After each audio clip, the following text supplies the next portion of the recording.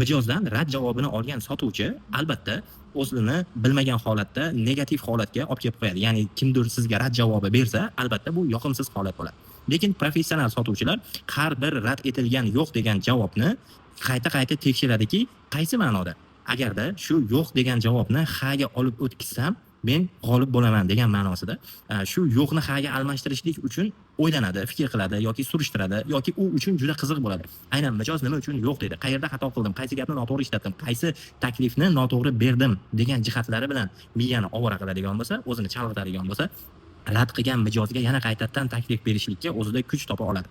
Agarda rad javobini ko'proq olayotgan sotuvchi o'zi demotivatsiya bo'ladigan bo'lsa, ya'ni kayfiyati tushib ketadigan bo'lsa, keyingi sotuvlarga ta'sir qiladigan bo'lsa, demak bu sotuvchi yo'q degan javobni haga o'zgartirish yo'llarini o'ylamayapti va bu o'zgartirishga o'zi noldan harakat boshlamayapti.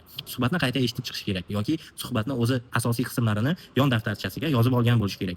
Shunga o'xshagan qayta qilib borilgan ma'lumotlardan kelib chiqib, aynan mijozni nima sababdan yo'q deganligini topishlik ham juda ham qiziq jarayon bo'ladi aslida.